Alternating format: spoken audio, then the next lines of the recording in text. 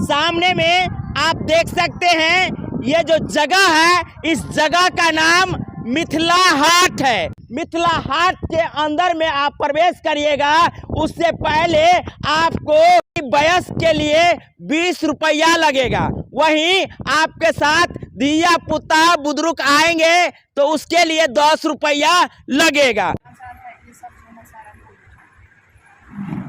क्या नाम से है ये? अंदर में जब आप आते हैं तो मिथिला हाट के बहुत सारे ऐसे दुकान हैं जहां आप जाकर के सामग्रियां परचेज कर सकते हैं।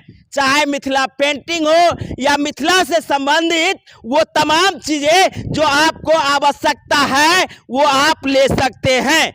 आप जब मिथिला हाट के अंदर आते हैं तो सबसे पहले आपको खूबसूरती का नजारा एक बहुत बड़ा पोखरा के रूप में देखने को मिलेगा, जिसके चारों तरफ आप घूम करके बढ़िया बढ़िया लुत्फ उठा सकते हैं। आपके साथ आपके बच्चे आए हैं, आपके साथ आपके परिवार के सदस्य आए हैं, तो यहाँ आने के बाद तमाम उन सुविधाओं का लुत्फ उठा सकते हैं। चाहे आप 3-4 रेस्टोरेंट है उसमें जाकर के खाना खा सकते हैं, या आपके बाल बच्चे यदि ट्रेन से घूमना चाहते हैं तो वहाँ शुल्क लगती है, उस शुल्क को पे करके आनंद ले सकते हैं। वहीं आप चाहते हैं कि अपने परिवार के साथ इसी तरह बोट का आनंद ले तो आप शुल्क पे करके आनंद ले सकते हैं।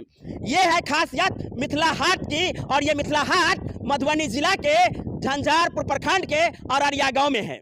मिथिला हाट के अंदर सबसे खासियत भानसाघर है, जहां आप मिथिलांचल से संबंधित व्यंजनों का आनंद ले सकते हैं जो आपके पूर्वज लेते रहे हैं। चाहे मरुआ का रोटी हो, सतंजा का रोटी हो, चावल गेहूं का रोटी हो, या कहें कि मकई का रोटी हो, ये तमाम सामग्री आपको भानसाघर में मिल जाएगा। रिसोर्ट जैसा आपको आनंद यहाँ मिलेगा, लेकिन गांव जैसा कल्चर यहाँ देखने को नहीं मिलेगा। ये भी एक बहुत बड़ा मिसिंग जो है इस हाट में देखने को मिल रहा है। एक भानसाघर छोड़ दिया जाए तो मिथिला से संबंधित वो संस्कृति आपको नहीं मिलेगी। ऐसा रिसोर्ट बड़े बड़े शहर में देखने को मिलता है, लेकिन देहाती क्षेत्र में बनाया गया है।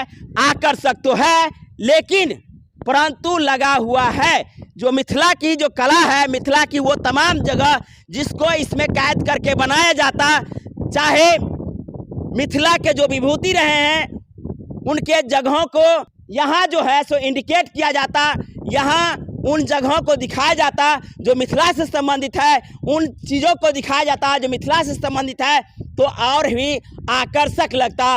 एक ही जगह पर तमाम मिथिला की बातें हो जाती। उसके बाद अचार है, मखाना है, सब होममेड है याद है? पूछे नहीं पूछे। क्या नाम से है ये? कल्याणी का नाम से आंगन।